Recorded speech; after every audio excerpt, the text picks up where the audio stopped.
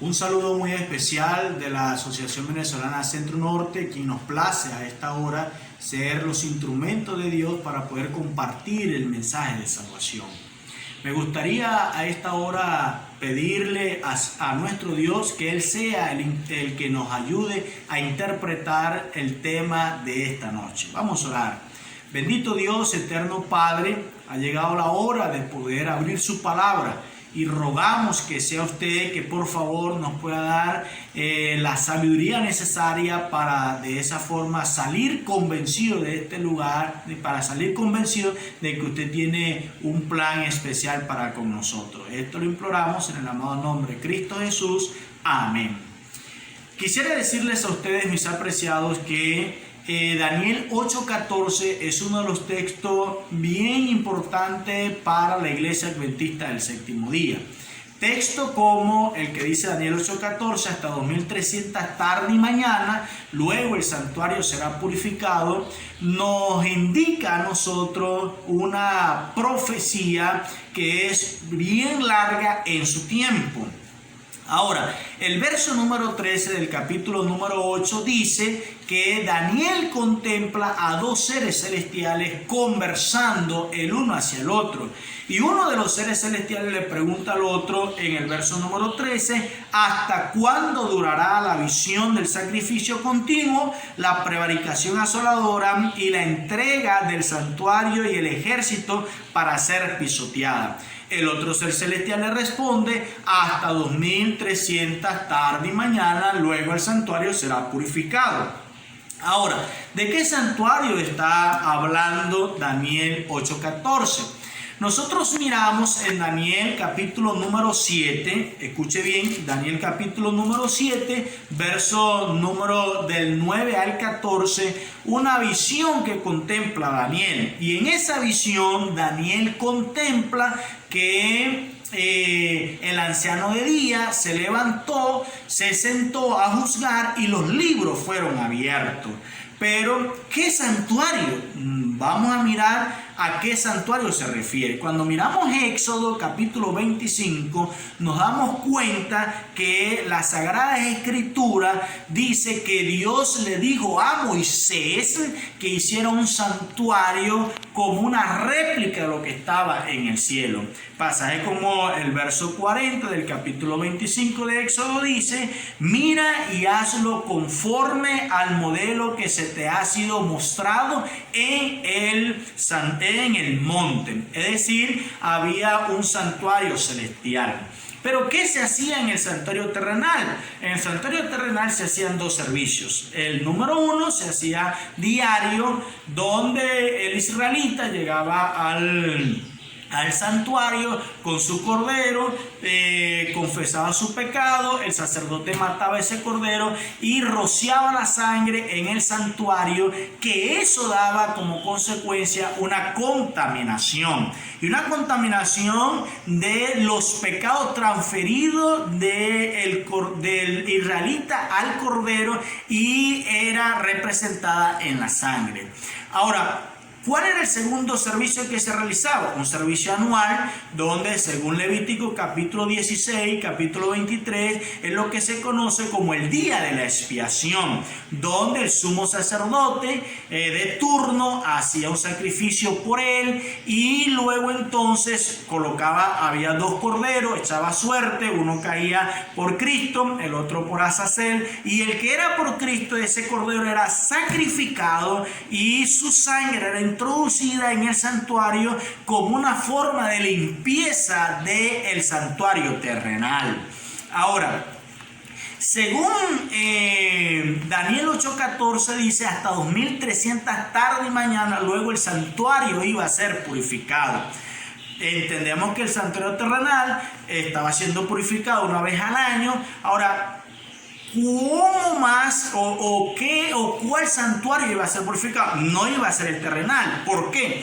Porque según Juan capítulo 1 verso 29 dice que Juan, al ver a Jesús, lo identificó como el Cordero de Dios que quita el pecado del mundo. el Cordero de Dios que quita el pecado del mundo. Y cuando nosotros miramos esto, como el Evangelio según San Lucas, capítulo 23, verso número 46-47, dice que Jesús, cuando estaba muriendo en la cruz del Calvario por nosotros, dijo: Padre, en tus manos encomiendo mi espíritu, y expiró. Y dice el verso 46 que el velo del templo se rasgó. Eso daba como o representaba que ya no había necesidad de estar sacrificando corderos en la tierra, porque el cordero inmolado, el cordero de Dios, había sido sacrificado. Entonces, si no era el santuario terrenal, tenía que ser el santuario celestial que iba a ser purificado. Y eso nos lo confirma la carta a los Hebreos en el capítulo número 9 y el verso número 23 y el verso número 24. Dice: fue pues necesario que la figura de las cosas celestiales fueran purificadas así, pero las cosas celestiales mismas con mejores sacrificios que esto, porque no entró Cristo, escuche bien, en el santuario hecho por los hombres, figura de lo verdadero, sino en el cielo mismo, para sentarse ahora por nosotros ante Dios. Quiere decir entonces, mis apreciados, que da por sentado que el santuario que iba a ser purificado era el santuario celestial. Ahora, según Daniel capítulo número 7, verso número 9 al 14, dice que había una figura de un juicio. Ahora, ¿dónde tiene su inicio esa profecía de las 2300 tarde y mañana? Cuando nosotros miramos el verso 26 de Daniel 8:14, dice el verso 26, la visión de la tarde y la mañana que ha sido referida es verdadera, y tú guarda la visión porque es para muchos días. Estos muchos días nos indica que la visión o la profecía de las 2300 tarde y mañana no puede ser días literales. Aunque nosotros vemos ese término tarde y mañana en el libro de Génesis capítulo 1 verso número 20, verso número 5, donde dice: y fue la tarde y la mañana del primer día, y así el verso número 8, el verso número 13. Pero la 2300 tarde y mañana no la podemos ubicar en un día o en días literales. ¿Dónde la ubicamos? En días por año. ¿Y de dónde tomamos nosotros eso? Bueno, indudablemente en el libro de Números, escuche bien, el libro de Números capítulo 13, el libro de Números capítulo número 13, capítulo número 14, disculpen, libro de Números capítulo 14, verso 34, dice: conforme al número de los días de los 40 días que empleaste a reconocer la tierra, cargarás un año, cargarás con vuestras iniquidades 40 años, un año por cada día. Así conoceréis mis castigos. Y según el profeta Ezequiel, en el capítulo número 4, el profeta Ezequiel, el capítulo número 4, verso número 4 al 6, pero específicamente el verso número 6 dice: cumplido esto, te acostarás por segunda vez, ahora de tu lado derecho, y llevarás la maldad de la casa de Judá 40 días, día por año te lo he dado. Así que 2300 tarde y mañana la necesitamos ubicar en la interpretación de día por año. Quiere decir que son 2300 años. Ahora, según el capítulo número 9, Daniel está orando porque queda preocupado por la visión de los 2300 tarde y mañana. No le dan una fecha de inicio, él está perturbado, él intenta de saber, y lo que hace es orar por su pueblo, orar por él, por su pecado, por el pecado del pueblo, para que Dios pudiera de manera muy especial hallarlo listo si ocurría algo. Ahora, Daniel capítulo 9, verso número 20 registra que indudablemente el ángel Gabriel se le aparece a Daniel y empieza a enseñarle la profecía. Escuche bien lo que dice Daniel capítulo número 9, verso número 22. Me hizo entender y hablaba conmigo diciendo: Daniel, ahora he salido para darte sabiduría. Al principio de tu ruego, dice el verso número 23, fue dada la orden y yo he venido para enseñarle porque tú eres muy amado. Entiende pues la orden y entiende la visión. ¿Cuál visión? La visión de los 2300 tarde y mañana. Ahora a Daniel se le está explicando la visión. ¿Dónde tiene su inicio? Bueno, según el verso 24 dice: 70 semanas están determinadas sobre tu pueblo. Esto indica que indudablemente la profecía de 2300 tarde y mañana tiene una profecía de 70 semanas. O las 70 semanas están en el marco de la profecía de 2300 tarde y mañana. Eso entonces nos lleva a pensar que el inicio de los 2300 tarde y mañana tiene el mismo inicio que las 70 semanas. ¿Cuándo inició las 70 semanas? Según el verso número 25 dice: ¿sabe pues si entiende que de la salida de la orden para restaurar y edificar a Jerusalén hasta el Mesías príncipe habrá 7 semanas y 72 semanas? Estamos hablando que la restauración de Jerusalén iba a ser el inicio de las 70 semanas, el inicio de los 2300 tarde y mañana. ¿Cuándo ocurrió esa restauración? Nosotros encontramos 3 decretos para restaurar a Jerusalén. El número 1 lo encontramos en el libro de Esdras, capítulo número 1, verso número del 1 al 4, donde Ciro, en el año 537 a.C., él definitivamente da un primer decreto. El segundo decreto lo encontramos en el año 520 a.C., donde el mismo Darío I, según el libro de Esdras, capítulo 6, verso 1 al 12, da un segundo decreto. Y el tercer decreto lo encontramos nosotros en Esdras, capítulo número 7, verso del 1 al 26.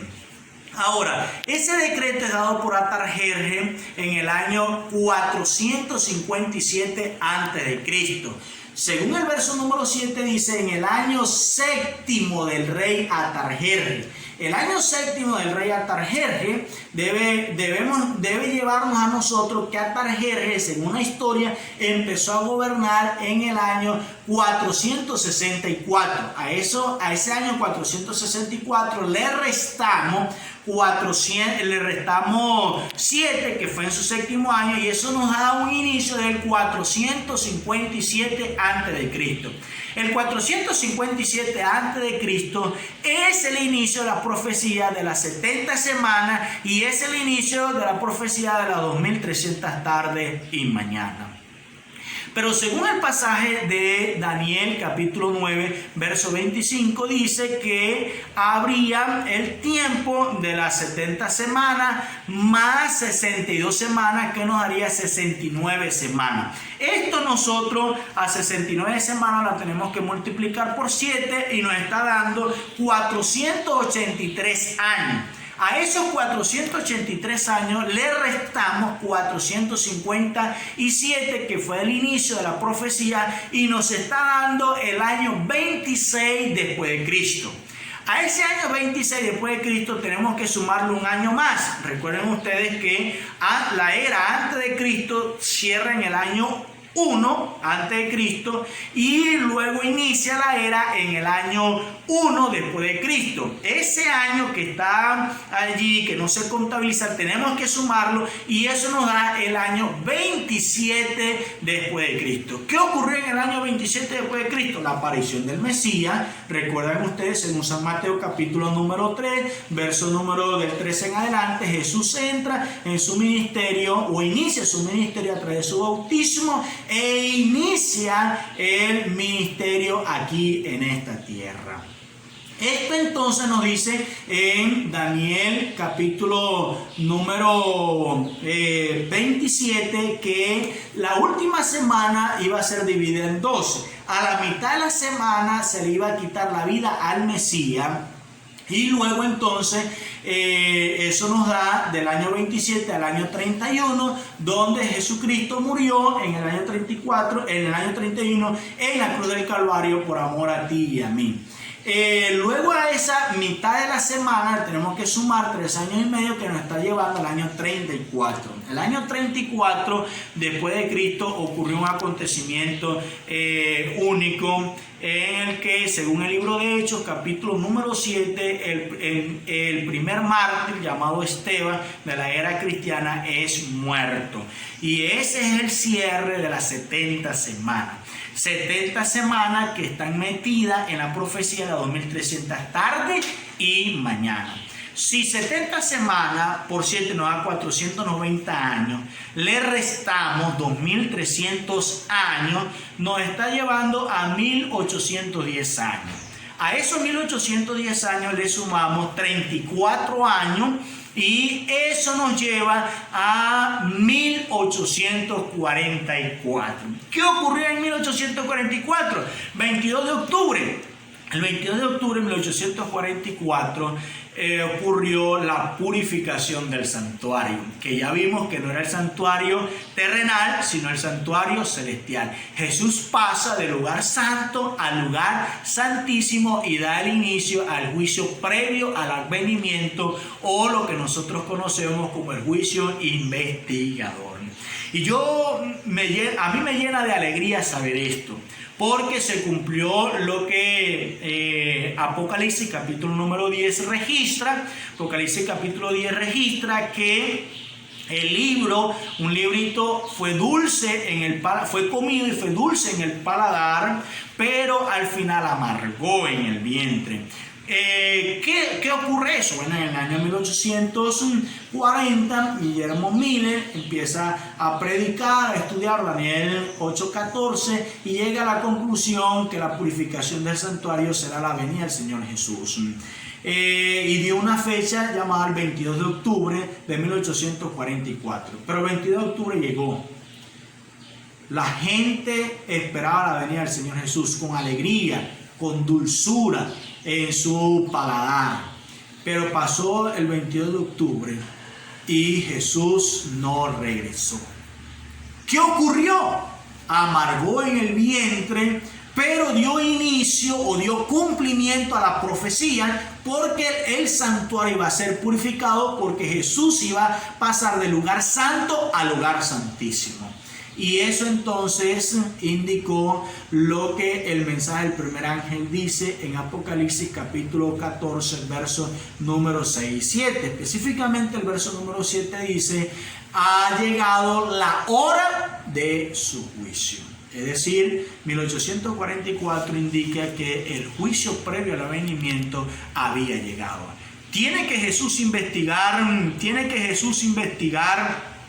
juicio? ¿Tiene que Jesús investigar algo para que nosotros podamos saberlo? ¿Será que Jesús no sabe? No, yo quiero decirte que el juicio investigador le da credibilidad a nuestro Dios y pone en descubierto el carácter del enemigo. El carácter del enemigo, porque el enemigo ha acusado a nuestro Dios de que Él es un Dios injusto, que Él es un Dios parcial, pero no. 1844 nos dice a nosotros que Jesús inicia un juicio investigador. Y eso le dice entonces a los seres creados que no han pecado, que nuestro Dios es un Dios justo. Por eso me da alegría saber que el juez que va a tomar mi caso es un juez justo. Recuerden Daniel capítulo 7. Daniel capítulo número 7, Daniel ve en verso número 9 en adelante que el anciano se siente, los libros son abiertos. Quiere decir entonces que el juicio dio su inicio. Probablemente tú puedas sentirte atemorizado. No, pero ¿y si pasó el juicio ahorita y pasó mi nombre? ¿Cómo quedaré? déjame decirte que tú tienes que tener esperanza. Por eso es que nosotros hemos tenido la idea de poder hablar de una esperanza sin fin. Porque hay esperanza en Cristo. Cuando yo miro la cruz del Calvario y veo la cruz de Cristo vacía, me da esperanza. Porque Jesús murió, resucitó, ascendió al cielo, intercede hoy por mí y pronto vendrá a buscarme. Si tú no tienes esperanza, si tú te sientes angustiado en este mundo, es porque sencillamente, escucha bien, es porque sencillamente Cristo Jesús no está en tu corazón. Probablemente la historia de este mundo, en lo que hoy estamos viviendo, te puede dar temor, te puedes sentir atemorizado, pero yo quiero decirte que hay esperanza. Jesús, este día, esta noche, quiere darte esperanza. Jesús quiere que tú lo puedas recibir como su Salvador personal. ¿Y cuál es la forma de recibir a Jesús como su Salvador personal? Entregando completamente nuestra vida a Dios. Yo un día lo hice. Yo un día me acerqué ante el juez justo. Un día me acerqué y le dije: Señor, ya yo estoy cansado y quiero tener esperanza contigo. Y hoy en día siento esperanza.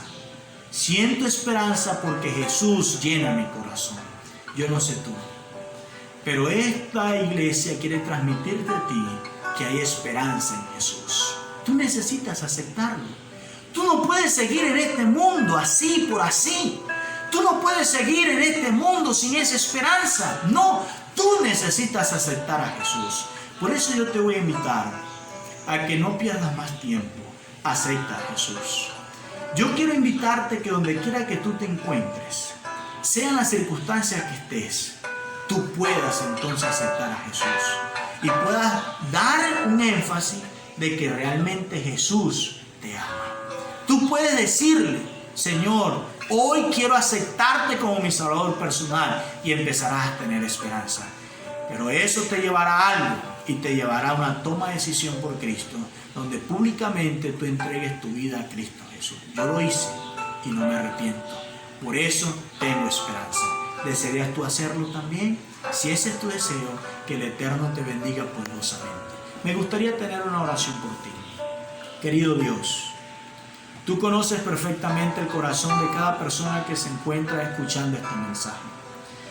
Probablemente ellos tendrán miedo, temor, tristeza, pero oh Dios, hoy hay esperanza en ti. Ayúdales, bendíceles, y en tus manos están. Esto lo rogamos en el amado nombre de Cristo Jesús. Amén. Que el Señor te bendiga grandemente.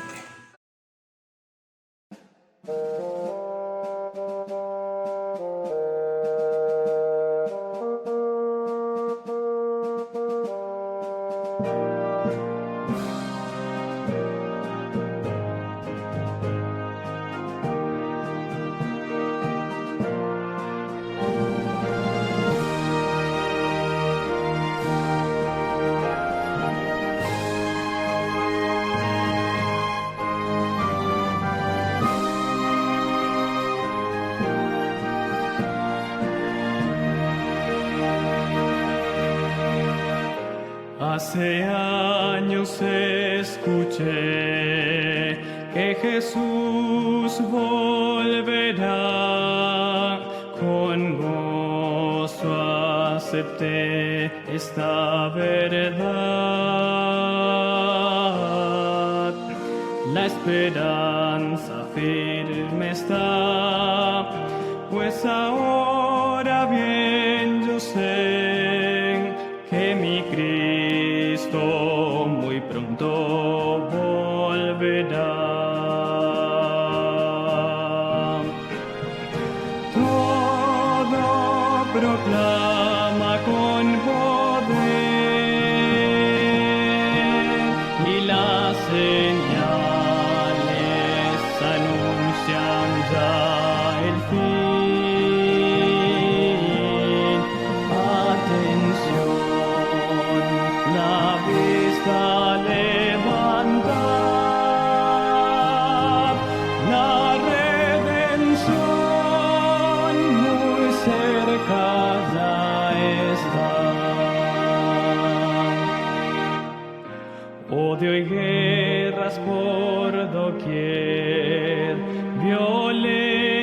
y maldad.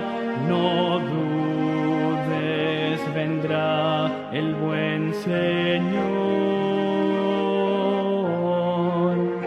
Su promesa cumplirá, por sus hijos volverá. Si confiad pronto nuestro Rey.